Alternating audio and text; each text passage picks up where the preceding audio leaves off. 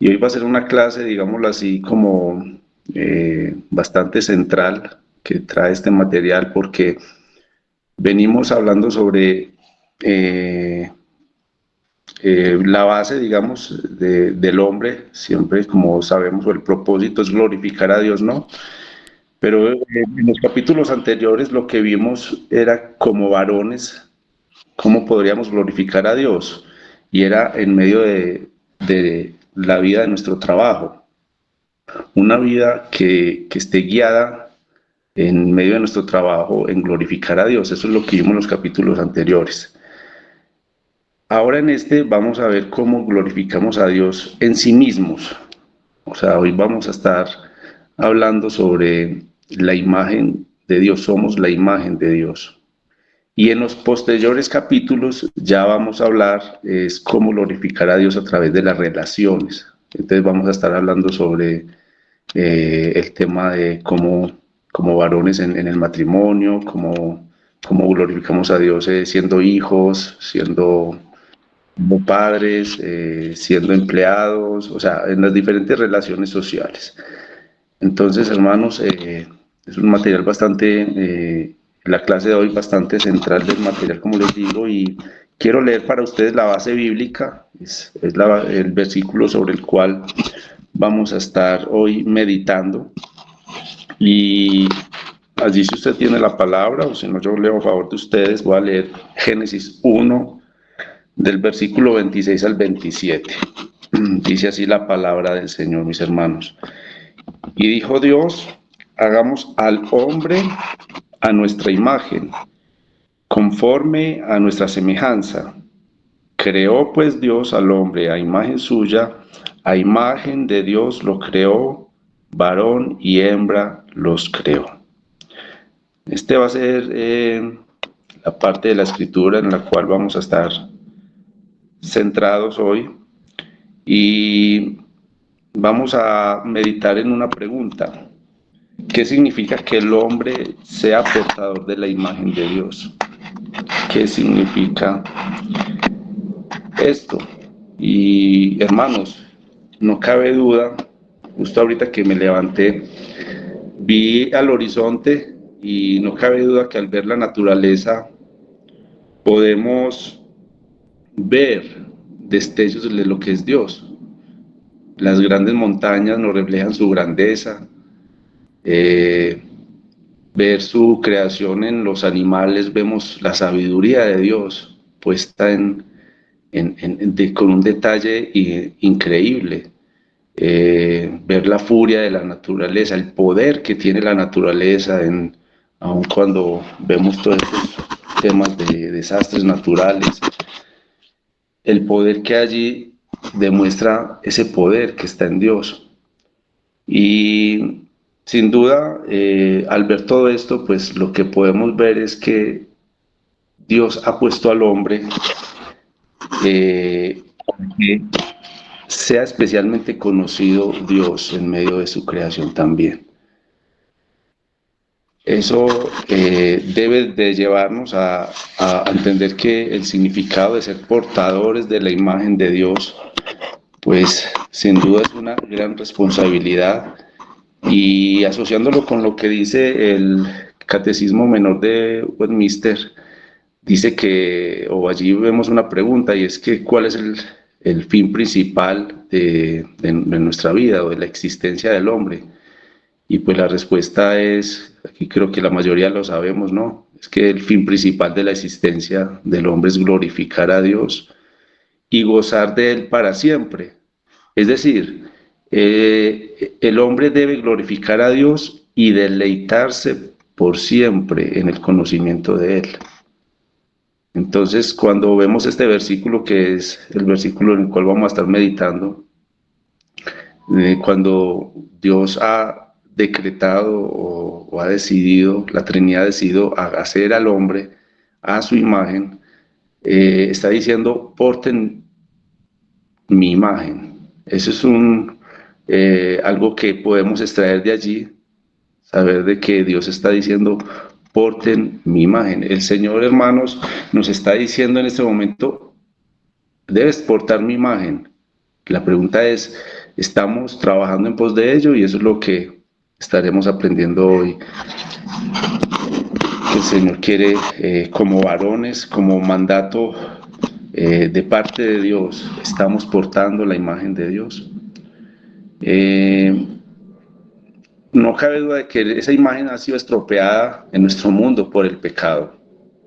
Nuestra raza humana ha perdido o ha distorsionado en gran manera su imagen a causa del pecado. Sin embargo, ese llamado continúa, ese llamado de portar la imagen continúa. Y si bien en el hombre caído, pues esa imagen ya se ha perdido en su gran mayoría, por la gracia, hermanos, los cristianos, los que han sido regenerados por el Espíritu Santo, pueden portarla en gran medida y están llamados a dedicar a su vida. Estamos llamados, hermanos, a dedicar nuestra vida a incrementar esa medida de la imagen cada día. Es decir, que somos llamados a que lo que éramos hace 10 años, pues hace 10 años teníamos un nivel de imagen mucho menor a la que deberíamos de tener hoy. Eso es lo que el Señor nos llama, a que sea una, digámoslo así, una senda creciente de poderse crecer en esa imagen en la cual sin el Señor, sin haber sido comprados por su sangre, pues sería imposible empezar a crecer en portar esa imagen que el Señor nos tiene. En Mateo 5:16, nuestro Señor nos dice de esta manera: así brille vuestra luz delante de los hombres, para que vean vuestras buenas acciones y glorifiquen a vuestro Padre que está en los cielos. Es un llamado elevado, hermanos, que nos hace el Señor, porque cuando los demás vean nuestras acciones, pues dice acá, este pasaje de Mateo 5:16, cuando los demás vean nuestras acciones, pues ellos van a glorificar al Padre que está en los cielos.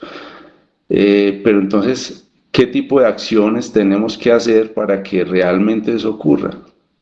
Obviamente, si yo me comporto como un varón en mi hogar que no va conforme a la palabra, pues nunca esas acciones van a redundar en la gloria de Dios o que otros puedan glorificar a Dios. Así que es un mandato que el Señor nos está diciendo. Es cierto que alguien que no se ha regenerado, pues va a pasar su vida a tratar de encontrarse a sí mismos o, digámoslo así, buscar el éxito en el mundo, buscar complacerse a sí mismos. Pero cuando somos llamados, cuando somos redimidos del pecado por medio de Cristo y liberados de ese pecado de vivir en el yo, pues ahí es cuando sí podemos empezar a glorificar a Dios. Y bueno, eso es un llamado y por eso vamos a centrarnos en que al ser portadores de la imagen de Dios, pues vamos a preguntarnos y dar respuesta a esto, es de qué manera podemos evidenciar que somos portadores de esa imagen de Dios.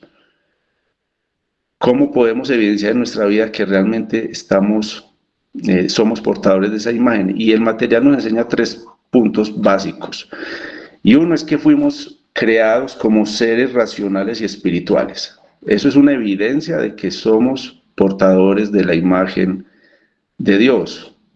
Y es que como creación de Dios, podemos realizar tanto una actividad espiritual como una actividad racional, y eso es lo que nos va a diferenciar aún de la demás creación, como por ejemplo los animales.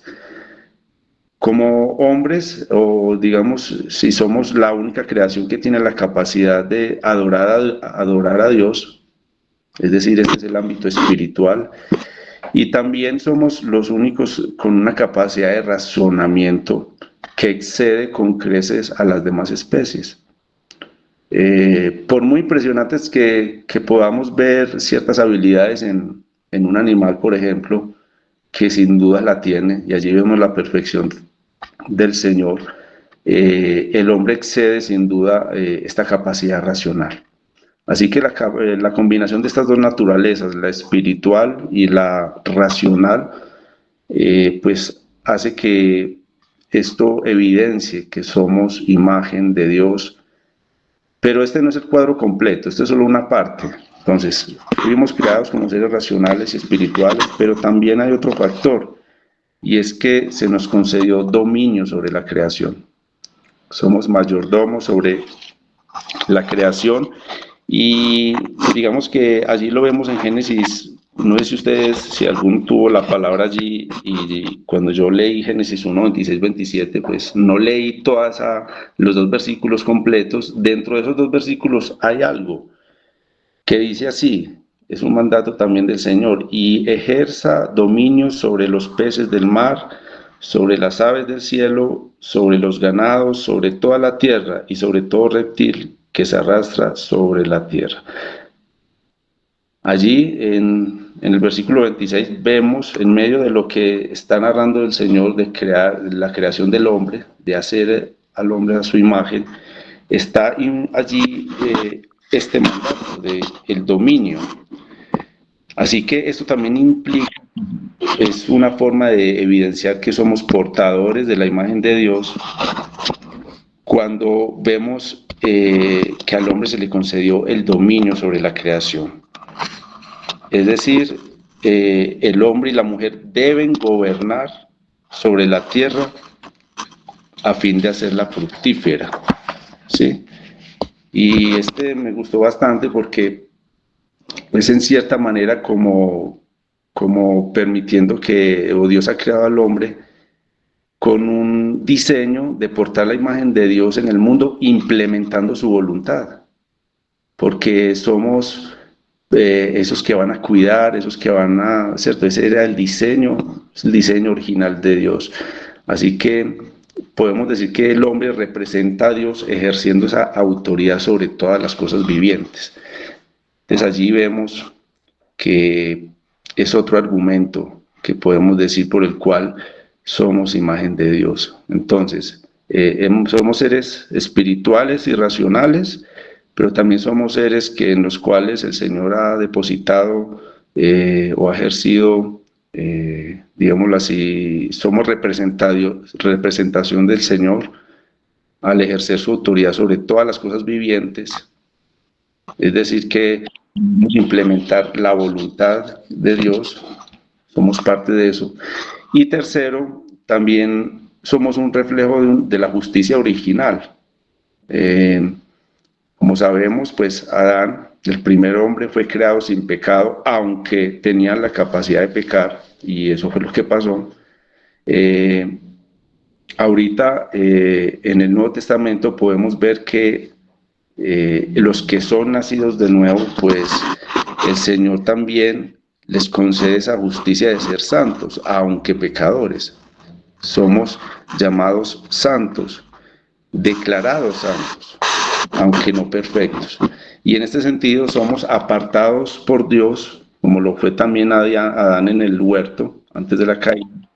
Entonces esto implica también que tenemos la capacidad o digamos el llamado a representar a Dios en el mundo en la forma en que los incrédulos no pueden, porque somos llamados o hemos sido declarados santos. Entonces somos reflejos de una u otra manera de esa justicia original. Entonces vemos argumentos en los cuales podemos decir somos portadores de la imagen de Dios, y es un gran llamado que tenemos. Al ser portadores, entonces ya lo que el material o el autor nos quiere enseñar es que si somos portadores de la imagen de Dios, somos llamados a mostrar a Dios.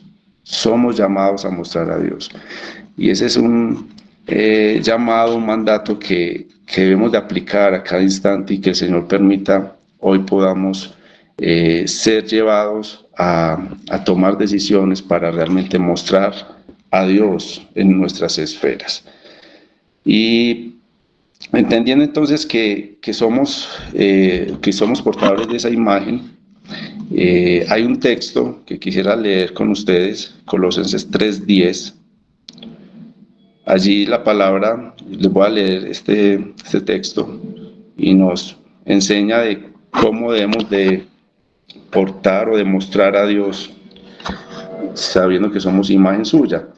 Colosenses 3:10 dice,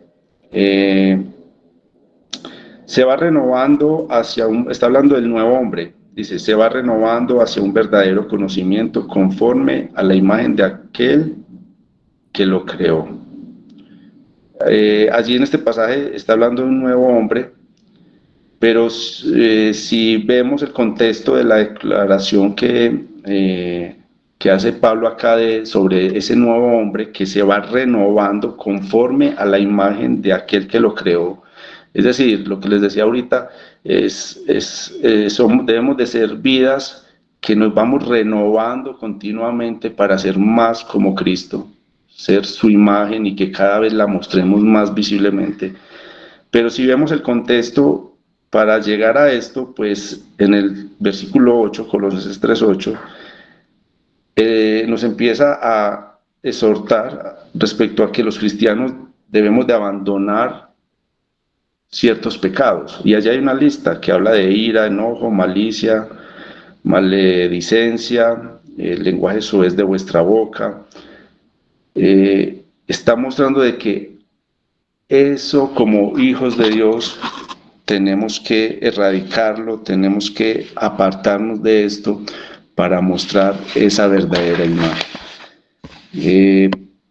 Y así, pues, poder de la manera más fiel mostrar lo que realmente somos en Cristo. Levíticos 11:44 dice, sed santo, dice Dios, porque yo soy santo, dice Dios. Así que, amados hermanos, pues, estamos llamados a portar esta imagen. Es un llamado claro que la palabra nos muestra. Y sin duda, pues aún el mismo autor dice que podría ser más emocionante en nuestra vida. Pues solo cuando estamos llenos de la palabra podemos ver que lo más emocionante en nuestra vida es eso, es crecer a la imagen de Dios, aunque cuesta, obviamente. ¿Por qué? Porque estamos en un cuerpo caído, porque no nos gustan que nos muestren lo orgulloso que somos, el gran pecado que hay en nuestro corazón. Pero cuando permitimos que el Señor trabaje en nuestro corazón y pedimos a Él, Señor, danos sabiduría, permítenos crecer en tu gracia y odiar, aborrecer lo que es la soberbia, lo que es la altivez. Pues hermanos, esto nos lleva a realmente vivir una vida que tiene sentido, una vida que tiene sentido de ser conformados a su imagen. Así que, varones, el gran reto de la vida no es acumular riqueza personal. Ese no es nuestro gran reto, como quizás en el mundo seguramente esto es el gran reto, ¿no? Pero estas riquezas materiales, pues otros son los que lo van a recibir después de que muramos, ¿no? Ni tampoco el gran reto va a ser el disfrutar al máximo de los placeres de esta vida o la recreación mientras podamos, porque esto lo que hace es sustituir la adoración de Dios por la adoración del yo, cuando nos centramos en poder disfrutar al máximo los placeres desmedidamente. Tampoco el reto es la acumulación de poder terrenal. Esto a la final va a terminar y vamos a perder ese poder. El mayor desafío realmente va a ser y es mostrar la gloria de Dios a un mundo oscurecido por el pecado. Ese es realmente el reto, el desafío que tenemos como varones, mostrar la gloria de Dios a un mundo que está oscurecido por el pecado. ¿Para qué? Para que Cristo sea alabado. Ese es el gran reto, el gran desafío. y para que los pecadores perdidos sean salvos al conocer al Señor. Así que tenemos ese desafío, mostrar la gloria de Dios en un mundo oscurecido por el pecado, y el gran propósito de nuestras vidas es mostrar la gloria y la gracia de Dios tanto por lo que hacemos como por lo que somos. Entonces allí se entrelaza todo esto. Tenemos un desafío, tenemos un propósito y todo redunda en eso, en crecer a su imagen, crecer a la imagen de Dios. Y vamos a analizar más brevemente cuando hablamos de ese gran propósito de nuestra vida, que es mostrar la gloria y la gracia de Dios, tanto en lo que hacemos como en lo que somos. Entonces, miremos en lo que hacemos, o sea, cómo mostramos a Dios por lo que hacemos. Y aquí entra un tema bastante importante, y es que, bueno, cuando estamos sin Cristo, pues lo que hacemos, digamos, es lo que nos da sentido en la vida, ¿no? Y por eso, cuando, pues, yo creo que de una u otra manera todos hemos caído en esto, y es que si soy no sé, un hombre famoso, si hago algo que socialmente es aplaudido, pues eso me da sentido de existencia.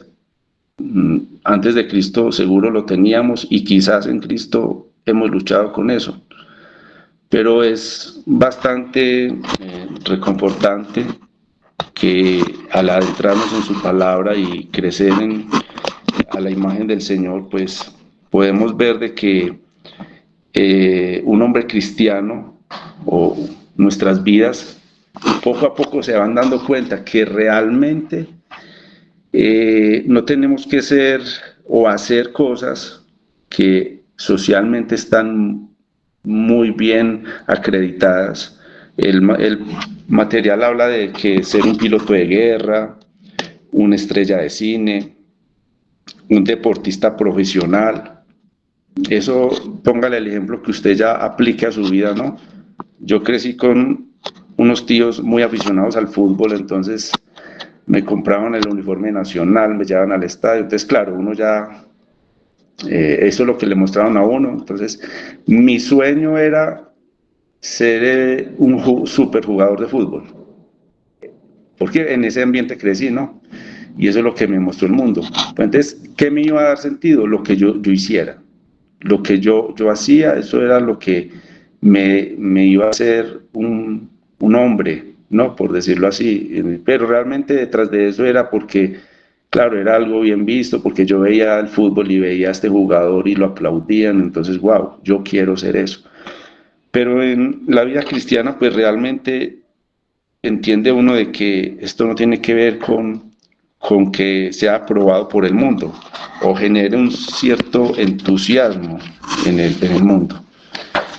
Y el autor trae una historia corta. Él dice que cuando él conoce del Señor en una iglesia, él recuerda, es más, en su escritorio tiene la foto de un hombre que se llamaba Laurence.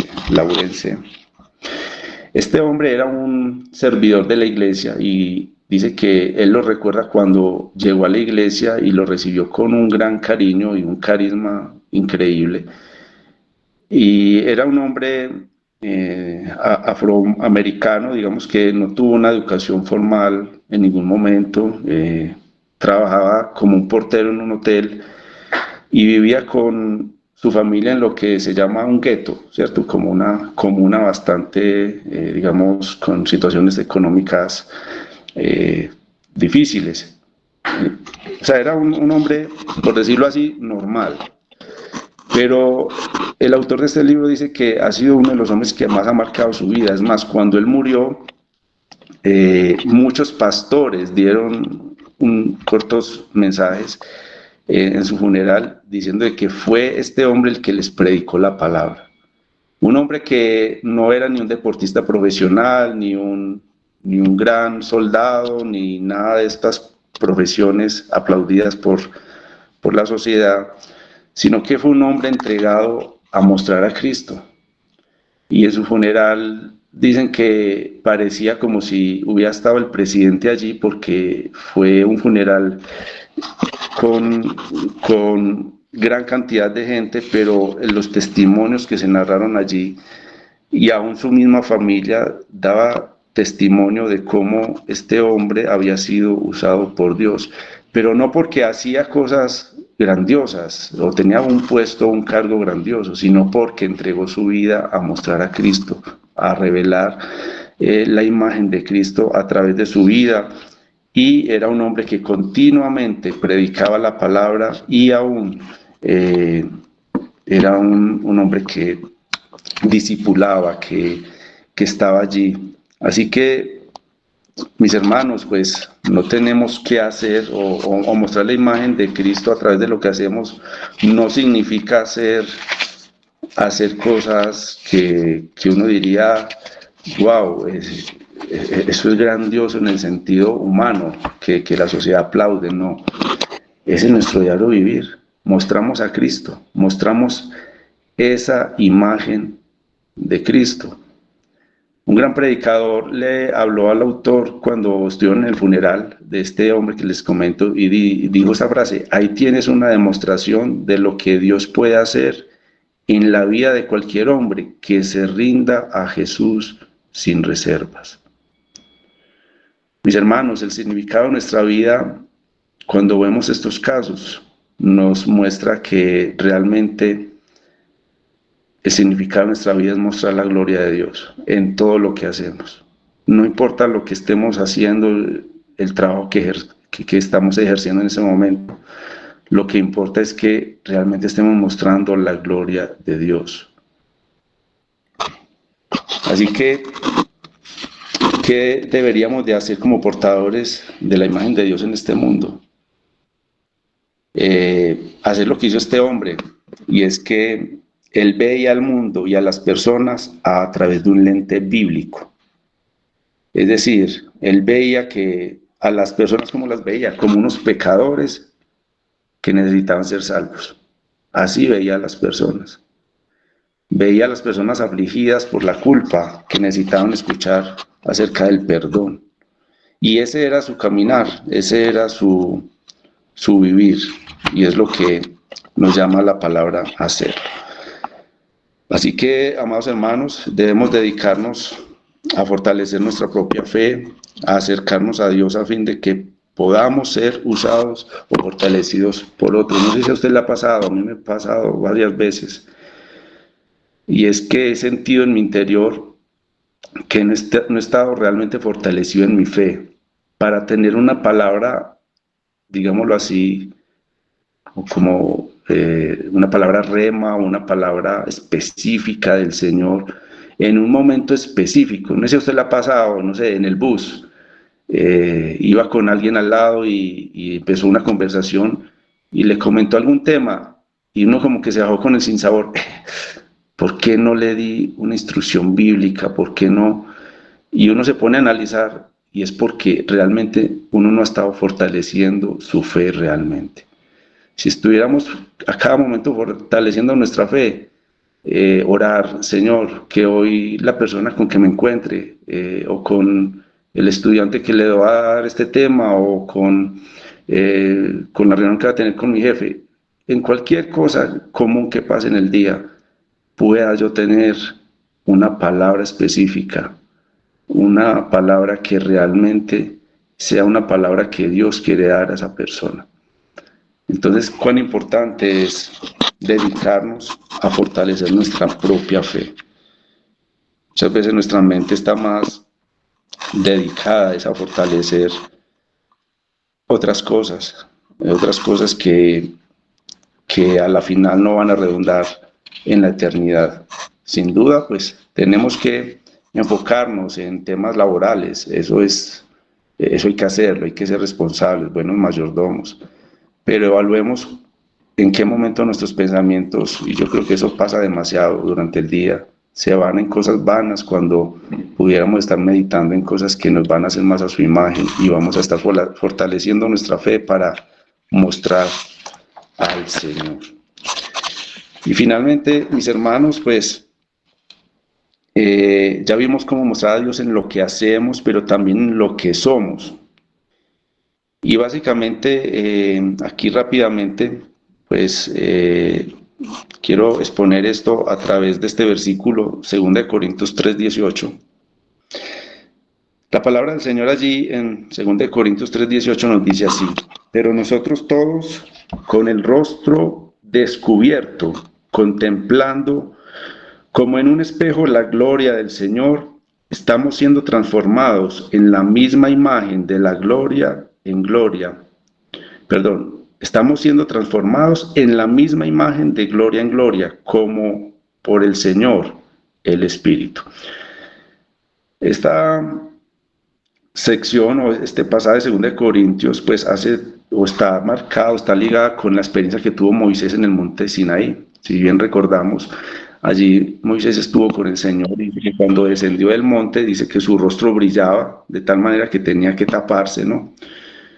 Pero digamos que al rato este resplandor, digamos que empezó a disminuir y ya pues pasó esto, ¿cierto?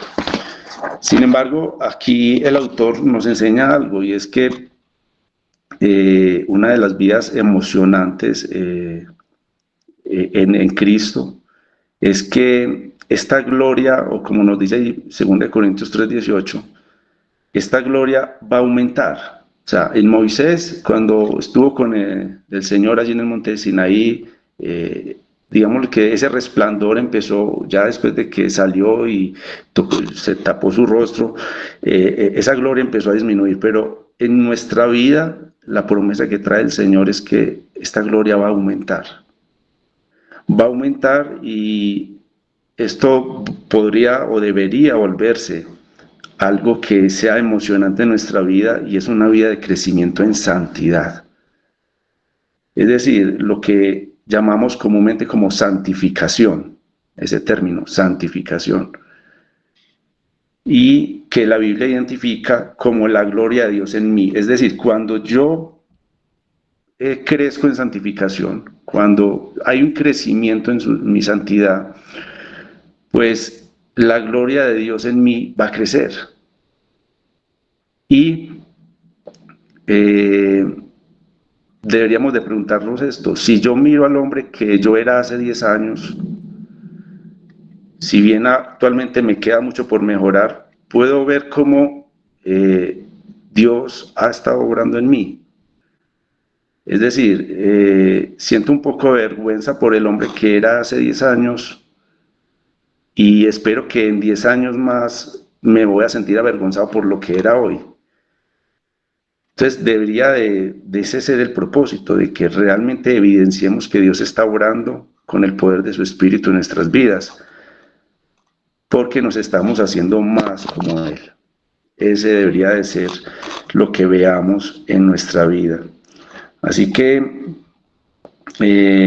Romanos 8:29 también nos enseña eso, y es que los cristianos deben de ser hechos conforme a la imagen de Cristo. Y para terminar, pues, ¿cómo ocurre esto en lo que, o sea, mostrando a Dios en lo que somos, en nuestro interior? ¿Cómo ocurre esto?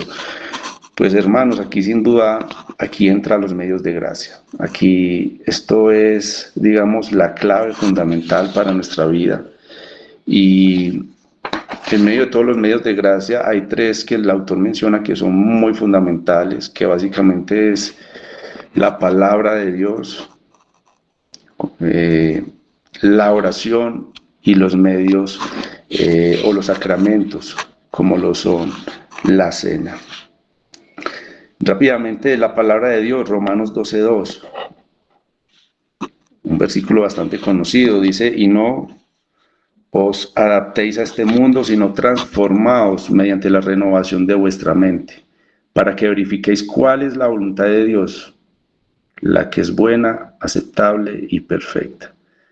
Así que no hay un sustituto para la práctica regular de encontrarnos con Dios como lo es su palabra, ¿cierto? Ser instruidos por Él y meditar en su gloriosa verdad.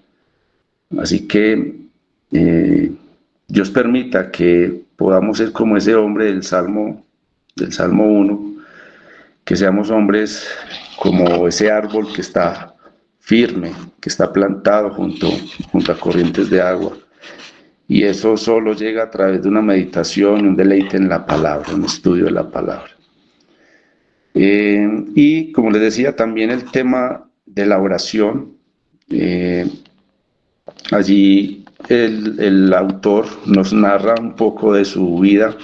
Dice que él era un hombre, bueno, él estuvo en el ejército antes de conocer del Señor y allí él fumaba. Bueno, la traducción dice que masticaba tabaco, pero me imagino que es que fumaba tabaco, para entenderlo. Y dice que se le volvió ya una adicción total. Cuando llega a Cristo, aún continúa con esta situación. Sin embargo, él logró tener, digamos, por meses, logró dejar de digamos, tener esta situación de esta adicción, pero a los meses retomaba. Y así fue su vida, hasta que llegó un momento en que el Señor, a través de Lucas 11:13, dice este pasaje que cuanto más vuestro Padre Celestial dará el Espíritu Santo a los que lo pidan. Dice que él oró fervientemente, basados en este versículo, y pidió a Dios en oración que lo liberara de este pecado. Y hermanos, ¿cuántos que estamos acá quizás no estamos teniendo problemas con pecados que han sido arraigados desde nuestra niñez? Y hermanos, la oración es el medio que Dios puede usar a través de hombres débiles y que seríamos incapaces de librarnos de esos pecados. La oración a través de la obra que hace el Espíritu en nuestra vida para vencer esos pecados. Porque sin duda, hermanos, problemas de pecados que han sido profundamente arraigados en nuestros corazones, vencerlos. ¿Qué hacemos para vencerlos? ¿Qué hacemos para realmente enfrentarlos? Para realmente ser semejantes a Cristo. La oración y la palabra es la única forma, hermanos, que tenemos para realmente librarnos de esta situación. Y finalmente, el autor nos habla sobre los sacramentos, como es la cena. No funciona como una fórmula mágica, digámoslo así, o por los elementos mismos que están en la cena, el pan y el vino, sino que el Espíritu Santo fortalece la fe de los que están en comunión con Jesús al recibir estos elementos. Entonces, algo que también fortalece nuestro interior. Y los demás medios de gracia, hermanos, el autor aquí habla de estos tres especialmente, pero sin duda es en lo que debemos de enfocarnos para crecer realmente a la imagen del Señor. Así que, hermanos, en conclusión, el Señor nos llama de tal modo de que nuestro propósito de vida realmente pueda ser coherente con una imagen que sea de Dios reflejada en nuestra vida, a los demás y en lo que somos realmente en nuestro interior. Así que oremos, mis hermanos, y el Señor nos conceda a través de esto meditar en que debemos de crecer a su imagen y vivir para Él.